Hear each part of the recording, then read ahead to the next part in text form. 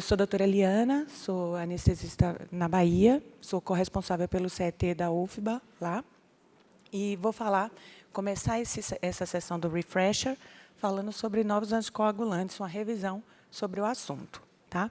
Eu não tenho nenhum conflito de interesses, apesar de que eu vou falar muito em nomes comerciais das medicações, tá? Porque é isso que o paciente vem falando para a gente.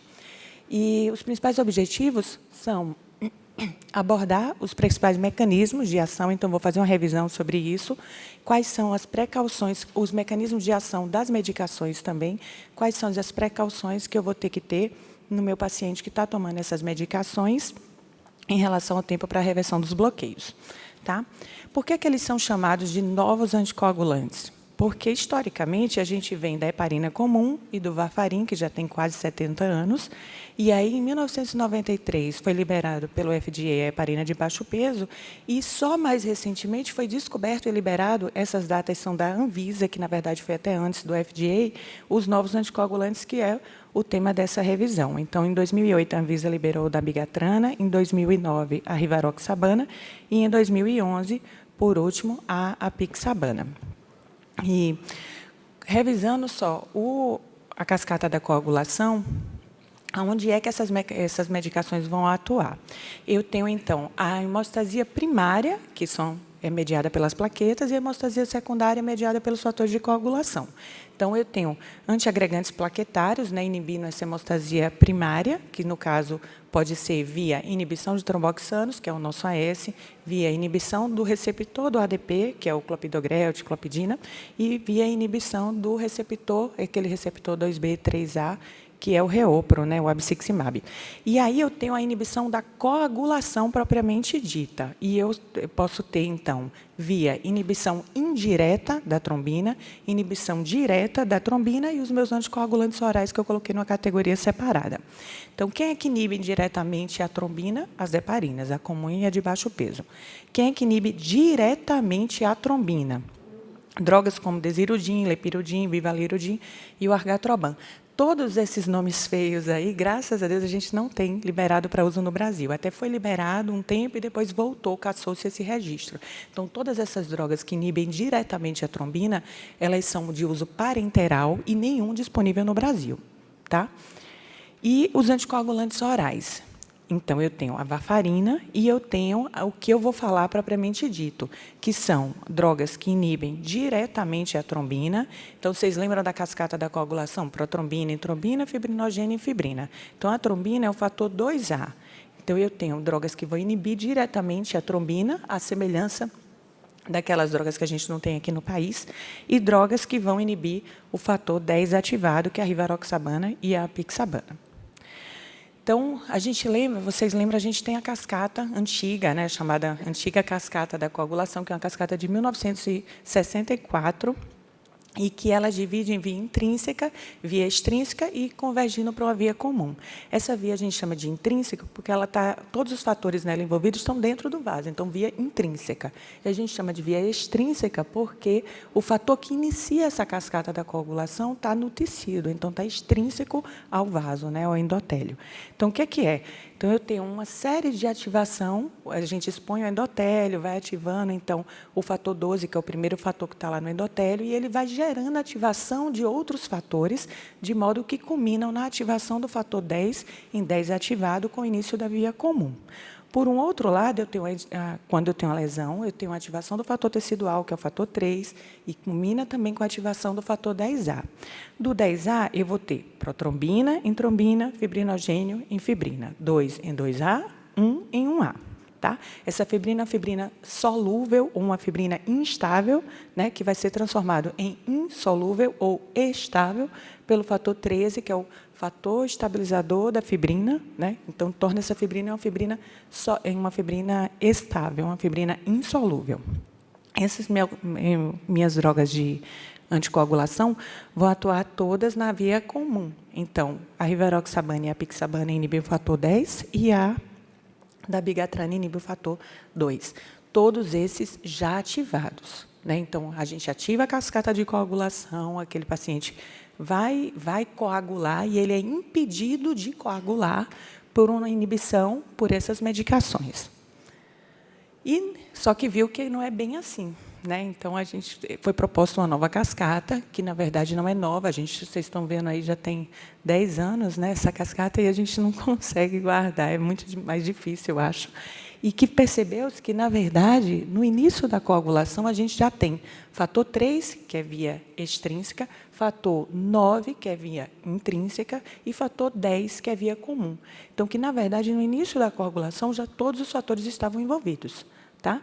E aí, quando eu tenho uma lesão, então eu ativo essa coagulação, numa geração inicial, eu já tenho formação de trombina. Então, de fator 2A, que é aquele finalzinho já da cascata da coagulação. Então, inicialmente, eu já tenho essa trombina, só que essa trombina não é suficiente para converter fibrinogênio em fibrina, todo fibrinogênio em fibrina.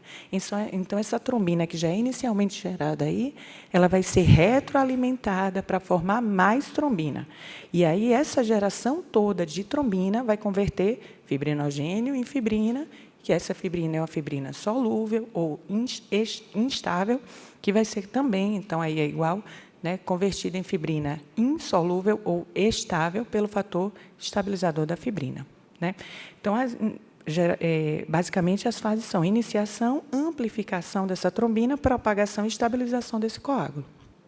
E onde é que as minhas drogas vão atuar? Então, na fase de iniciação, a rivaroxabana e a apixabana, e nas fases de propagação, amplificação e propagação, no caso da dabigatrana, que inibe a trombina. Tá? Esses pacientes que vêm tomando essas medicações, então, e é muito comum, eu acho que todo mundo aqui já pegou paciente tomando, ele vem tomando rivaroxabana ou apixabana, por quê? Então, pela Anvisa, eu trouxe da Anvisa porque o FDA não interessa aqui. Né? Então, pela Anvisa, a apixabana, o Eliquis, ele está liberado para uso em pacientes que têm FA, então, uma alternativa para o Marevan, em pacientes que têm FA, e para prevenir TEP e TVP em pacientes que vão fazer artroplastia de joelho ou artroplastia de quadril. Tá? Então, a liberação do FDA para o caso do apixabana é isso aí. Já para o caso da rivaroxabana ou da dabigatrana, eles são liberados tanto para FA quanto para artroplastia de joelho, e eles também são drogas seguras pela Anvisa, liberadas para pacientes para tratar ou prevenir, para tratar TEP e para tratar ou prevenir TEP e TVP recorrente. Então, o paciente que faz TEP, TVP de repetição, ele pode tomar o xarelto para o resto da vida para prevenir isso aí. Tá? A gente vê mais indicações do que isso. Então, por exemplo, semana passada eu estava numa cirurgia de varizes, terminou a cirurgia e ele indicou rivaroxabana no pós-operatório do paciente. É costume do cirurgião. Então, não está nenhuma dessas indicações, mas eles vêm aumentando muito a quantidade de indicação dessas medicações. Né? Que medicações, então, são essas? Vamos entrar nas 3. A rivaroxabana, o nome comercial é xarelto, e ele é um inibidor potente, seletivo e reversível do fator 10A. E por que ele é tão interessante? Porque ele tem um pico de ação de 2 horas. Então, diferente do Marevan, que você dá para o paciente e ele vai começar a inibir os fatores dependentes de vitamina K, e daqui a não sei quantos dias que o paciente vai estar anticoagulado, no caso do xarelto, não. Ele toma um comprimido, daqui a 2 horas ele está anticoagulado. Então, é muito interessante para o paciente. Né? E tem uma meia-vida de 5 a 9 horas, um pouco prolongada em idosos e um alto grau de ligação proteica. Então, vai interferir no paciente que tem hipoproteinemia, vai interferir isso aí também. Quais são as particularidades? Ele não precisa, e isso é o grande benefício para o paciente, ele não precisa ficar monitorando. Então, aquela história do Marevan, toma um dia, mede o INR, esse dia vai tomar um comprimido, passa 2 dias sem tomar, no outro dia toma uma banda, no outro dia toma um quarto, isso não tem. Ele toma todo dia um comprimido e acabou. E não precisa ficar monitorando com o INR, até porque o INR ele é calibrado e validado para cumarínicos, então ele não tem utilidade no paciente que está tomando rivaroxabana. Tá? A segunda droga, a apixabana, o Eliquis, a mesma coisa, é uma droga muito semelhante. Então, também inibe o fator 10A de uma forma potente, seletiva e reversível. Tá? Também um perfil farmacocinético muito semelhante, então um pico de ação em 3 horas, uma meia-vida de 12 horas, uma alta taxa de ligação proteica e também não necessita de monitorização. A terceira droga não inibe o fator 10A, tá? Inibe a trombina. Então, inibe o fator 2 ativado, que é a dabigatran, que é o Pradaxa. Um pico de ação também semelhante, então, daqui a 1 hora, você toma um comprimido agora, daqui a 1 hora você está anticoagulado. Uma meia-vida um pouquinho maior, de 12 a 14 horas. E, diferente das demais medicações que eu falei até agora, ele é pouco ligado à proteína. E ele é dialisável. E isso é muito bom, né? Porque a gente consegue tirar a medicação do paciente. Dessas 3 drogas, é a que é dialisável. Como é que eles afetam a coagulação? Como vocês podem ver, as medicações têm efeitos muito divergentes. Então, não adianta eu monitorizar TP, TTPA e NR para ver essas medicações, porque o TP pode estar prolongado e o paciente está anticoagulado. O TP pode estar normal e o paciente está anticoagulado também, como eu vou mostrar um exemplo aí, tá? Então, não tem uma fidedignidade em relação aos resultados. Agora, o tempo de trombina tem, em relação ao dabigatrana. Ele não inibe a trombina, o fator 2A? Então, o tempo de trombina, no caso do dabigatrana, está prolongado. É a única monitorização que a gente pode fazer.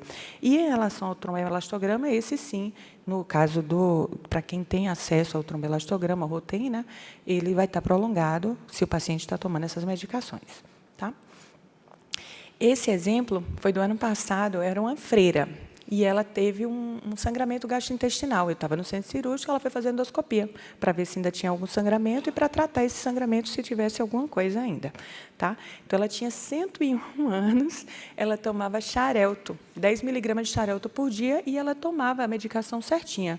Mas o que é interessante? Como vocês podem ver, os exames da coagulação dela estavam normais, tá? E ela estava anticoagulada. Tanto que ela estava anticoagulada, que ela fez um sangramento de trato gastrointestinal por causa disso, né? E a gente não tem parâmetro para avaliar. Isso é positivo, porque para o paciente ele não precisa monitorizar, mas isso para a gente é negativo, porque a gente não tem parâmetro para isso aí, né? Qual é o efeito colateral? Essas medicações são muito boas e muito seguras, mas elas têm esse efeito colateral, que eu peguei agora da tabela do mês passado, que é o custo. Então, enquanto o Marevan custa 80 centavos por comprimido, eu peguei a caixa de 30, e mesmo assim, né, o Marevan tem dia que toma, tem dia que só toma metade, 1/4, então tem dia que não toma. Então, o custo do Marevan é infinitamente inferior ao do xarelto, que você vai custar aí R$300 por mês, e é uma das medicações que o paciente toma, de várias outras que ela deve estar tomando também, né?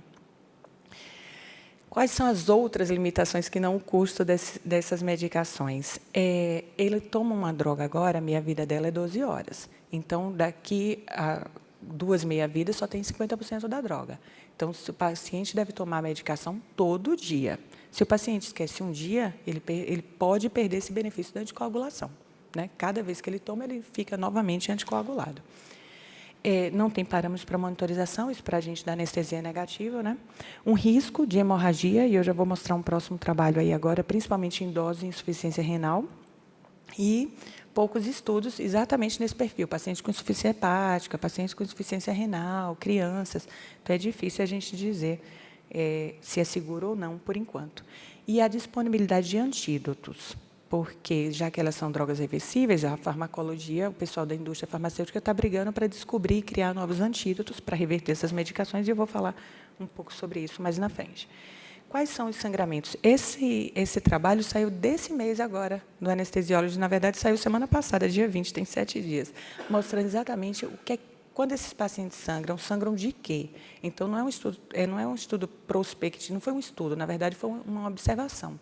Ele pegou, durante 2 anos e meio, todos os pacientes que chegaram sangrando na emergência da França e da Bélgica. E ele viu que, do universo, que a gente não sabe quanto, de pacientes que tomam xarelto, ou que tomam Eliquis, ou que tomam Pradaxa, 732 pacientes chegaram sangrando na emergência. Principalmente, sangramento de trato gastrointestinal é o mais frequente, quase 40%, e 1/4 dos pacientes, infelizmente, sangramento intracraniano. Tá? E isso era aumentado, essa possibilidade de sangramento, porque muitos pacientes tomavam, além do xarelto, antiagregante plaquetário, então AS, clopidogrel, outras drogas, e isso aumentava ainda mais a chance deles de se complicarem em decorrência desse sangramento. De modo que a mortalidade desses 700 pacientes que chegaram foi de 13% em 30 dias. Então, ainda assim, eu quero bater nisso, que são drogas muito mais seguras do que o Marevan. E isso é comprovado cientificamente por estudos envolvendo 20 mil, 30 mil pacientes, que foi isso que resultou na liberação deles, tanto pelo FDA quanto pela Anvisa. Então, quais são os cuidados em relação a mim, que sou anestesista? Né? Se o paciente vai para anestesia geral, então, primeiramente, eu não vou ter nenhuma preocupação em relação às punções. Né? Eu vou ter preocupação em relação ao sangramento. Então, esse guideline é desse trabalho. Se o paciente sangra e o risco de sangramento vai para a cirurgia e ele tem uma possibilidade pequena de sangrar, é só você descontinuar a medicação por 1 ou 2 dias, porque aí você já vai ter só 25% da droga na circulação, né? 2 meia-vidas. E descontinuar, então. Agora, se o paciente tem um risco maior de sangramento, descontinuar, e se for no intraoperatório, óbvio, compressão cirúrgica, hemostasia, se for possível, e transfundir o paciente, se estiver sangrando. E o que dá para fazer para tratar, para reverter, se o paciente tomou o anticoagulante oral em menos de 2 horas, eu posso dar carvão ativado, porque ainda está no estômago. Tá? Agora, se faz mais do que esse tempo, eu posso tentar reverter com complexo protrombínico e com fator de 7A. Até naquele estudo do anestesiólogo que eu mostrei agora desse mês, o que mais foi usado em quase todos os pacientes para tentar diminuir o sangramento que o paciente estava, gastrointestinal, sangramento intracraniano, foi o complexo protrombínico mesmo. Tá? Mas nem todos os pacientes funciona. Foi usado bastante, mas não reverteu em todos os pacientes, porque ele não é reversor. Né? Ele está anticoagulado, você dá mais fatores de coagulação para ele, para tentar diminuir a chance dele sangrar. Mas a gente tem, e é por isso que eles são muito interessantes, eles têm reversores deles, eles têm drogas que inibem aquela medicação, que no caso da rivaroxabana e a apixabana, são esses 2 nomes feios, né? Andexanet alfa e o ciraparantag, e no caso da dabigatrana, o idarucizumab e o ciraparantag. Lembrando sempre que a dabigatrana ela é hemodializável. Né? Eu vou falar um pouquinho agora sobre esses reversores, porque vai ser uma realidade para a gente.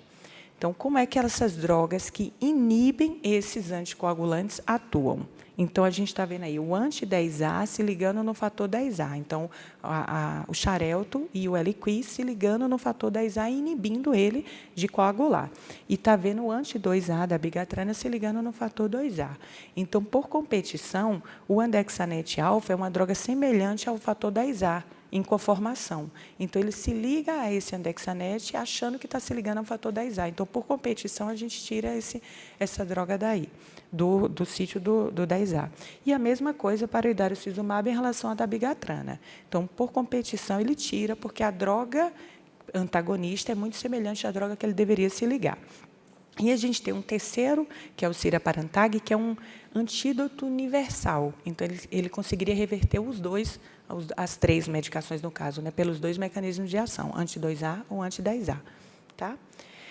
Então, primeiro, idarucizumab para a reversão do dabigatrana. Essa droga existe, e é por isso que eu trouxe. Tá? Ela foi liberada pelo FDA em 2015, ela é venosa, e, óbvio, né, o paciente que sangrou, que vai para o centro cirúrgico, que vai para a emergência para reverter esse sangramento, ele vai estar com veia mesmo. Né? Então, é uma droga venosa, cuja administração, você dá 2 frascos, então 5 gramas, você dá 2 frascos, e depois você, após 1 hora, dá mais 1 frasco da medicação para o paciente. Ele chama Praxibind, né? Para o Pradaxa, o antídoto é o Praxibind. E aí, ano passado, falando de anticoagulantes, eu falei, está correndo na Anvisa, mas não está liberado. E ontem eu tive essa surpresa de que, há 15 dias, a Anvisa liberou. Então, é uma droga que vai sobrar para a gente. Né? O paciente está sangrando, vai para o centro cirúrgico, está sangrando, vai ser a gente que vai fazer. Então, está liberado, eu não vi ainda, foi coisa de 15 dias, não tem 15 dias que a Anvisa liberou, e vai chegar para a gente para fazer essa medicação. Então, é importante realmente a gente ter esse conhecimento, e é fresquinho.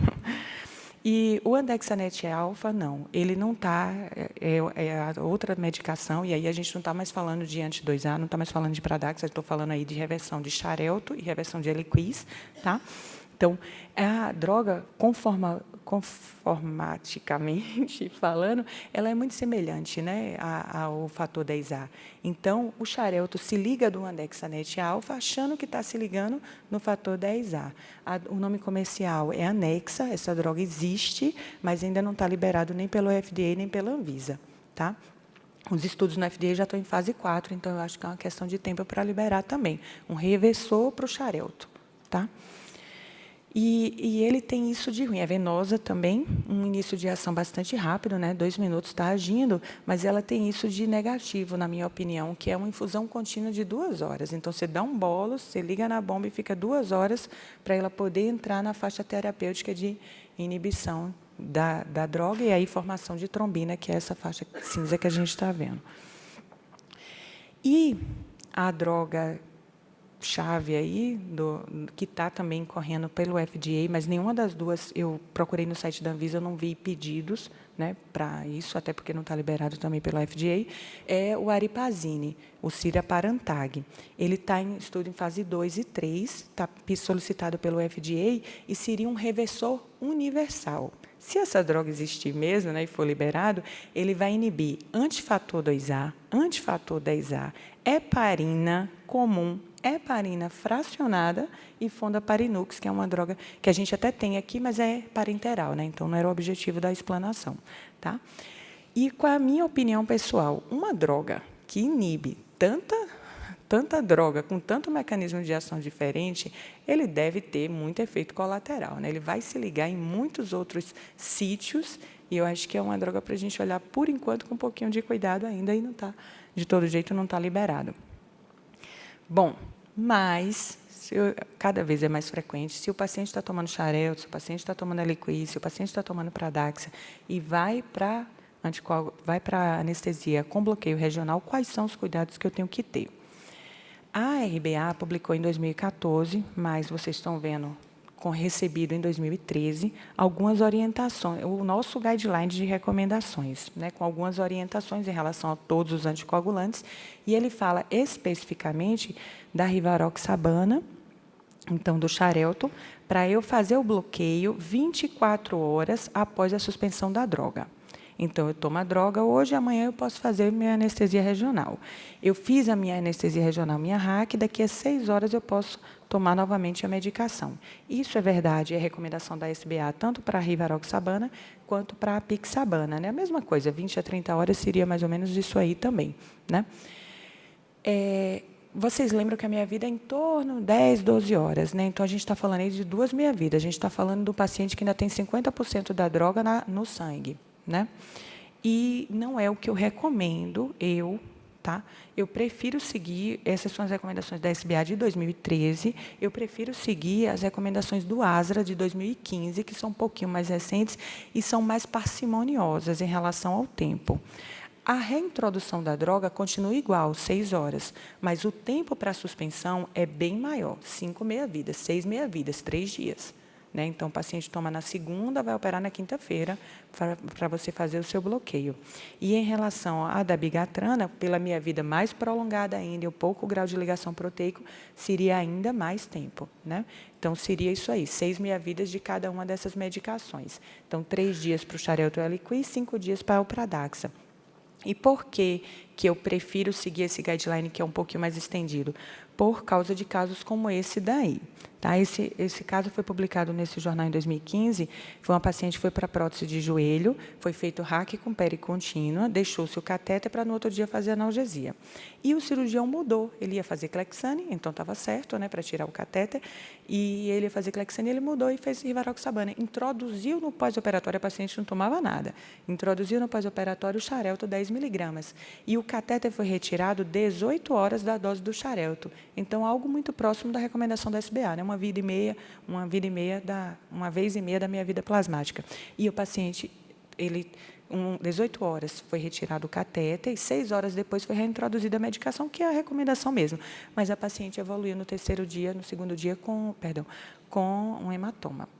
Não deu nada, foi revertido, operou, a paciente saiu sem sequelas, mas é um transtorno para todos, especialmente para o paciente. Né? O ASRA recomenda ainda, em relação ao bloqueio de plexo, as mesmas orientações em relação ao bloqueio de neuroeixo e em relação aos bloqueios superficiais. O interessante é que ele contraindica. Tá? E aí eu estava conversando até com um ex-chefe meu, e ele falando que teve um caso lá no serviço de bloqueio oftálmico. Então, o oftalmo perguntou quanto tempo, disse que a paciente estava tomando xarelto, e a oftalmologista, a anestesista falou que tudo bem, que não tinha problema, o oftalmo fez o bloqueio, o paciente desenvolveu hematoma e perdeu o olho.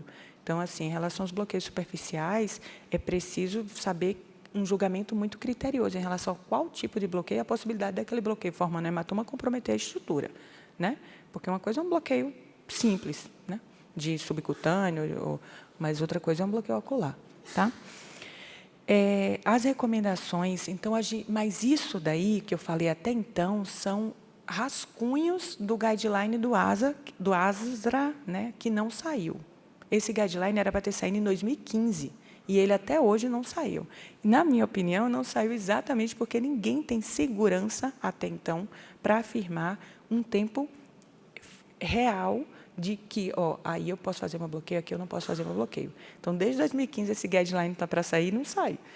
O que saiu em 2015 foi esse guideline daí, que é do ASRA também, mas não para anestesia regional. Esse guideline é em relação a procedimentos espinhais. Então, o pessoal da dor, que vai fazer ablação ou alcoolização de nervos, então, procedimentos espinhais e não bloqueios regionais. Tá? E esse guideline fala exatamente o que o rascunho dos bloqueios regionais fala. Então, a dabigatrana tem essa meia-vida de 12 horas, e eu devo esperar 5 dias para fazer o meu procedimento. E a rivaroxabana tem essa meia-vida, a pixabana essa, com 3 a 5 dias para fazer o meu bloqueio. A única consideração, e por isso que eu trouxe esse guideline, é que, no caso desses procedimentos, a gente reintroduz, e a minha orientação também, fiz o bloqueio. Que horas eu posso fazer o xarelto? Daqui a 6 horas. Mas, no caso de procedimentos, a recomendação é esperar 24 horas, tá? Para poder reintroduzir ou introduzir o xarelto, o Pradax, o Eliquis, o que for. Tá? Mas são procedimentos, né? Então, o trauma é diferente do meu bloqueio regional. E como, para encerrar, toda vez a gente fala, estuda, e sempre vem um aplicativo e resume tudo que a gente fala, o ASRA tem esse aplicativo, eu não ganho nada para isso, não, mas é o que eu uso. É um aplicativo pago, $4, chama ASRA Coags, e ele tem assim, você começa a usar, ele fala, você escolhe a droga que você quer. Tem outros muitos bons aplicativos, eu particularmente uso esse, porque é pago e ele te dá a garantia, ou pelo menos ele diz, que quando sair a recomendação atual, ele vai mudar no aplicativo e você vai estar sempre atualizada, né? Então, você escolhe a droga, ele vai te perguntar qual é o tipo de bloqueio, se é neuroeixo, superficial ou bloqueio de plexo, e aí eu escolhi RAC. Então, ele fala, colocar catéter ou reintroduzir a medicação, e aí ele vai te falar, rivaroxabana, no caso do bloqueio, para fazer, você precisa esperar 3 dias. Tá? E ele deixa claro que é um rascunho, né, um draft, de uma recomendação que vai ser publicada em 2015, que a gente está esperando até agora. Né? Bom, então, assim, as mensagens que eu queria deixar em relação a essas drogas é que a quantidade de pacientes que vem tomando é absurda e só cresce. Então, a propaganda do xarelto de 2015 era que havia mais de 1 milhão de pessoas no mundo tomando. Então, é considerável, né? Mas são drogas extremamente seguras e que foram entradas elas conseguiram entrar no mercado porque elas provaram que elas têm menos efeitos colaterais que o Marevan, e elas são mais seguras, têm menos sangramento, e elas são drogas muito confortáveis para o paciente. Você toma um comprimido por dia e você está anticoagulado com a sua FA, seguramente. Então, são drogas muito seguras porque elas têm esse perfil farmacológico previsível, que o tempo, de acordo com a ASRA, né, e não a sociedade, eu preferi o ASRA porque é mais recente, né, e não a da SBA. Seriam 3 dias para o caso da rivaroxabana e da pixabana, e 5 dias para o caso da dabigatrana, e que essa possibilidade de antídotos é real, e eu acho que é uma questão de tempo para a gente estar com isso aí disponível aqui para a gente também, como até o Praxibine já foi liberado, né, como eu falei. Eu queria encerrar convidando todo mundo para a Jornada Baiana de Anestesia, que vai ser no dia 30 de setembro e 1º de outubro. Obrigada.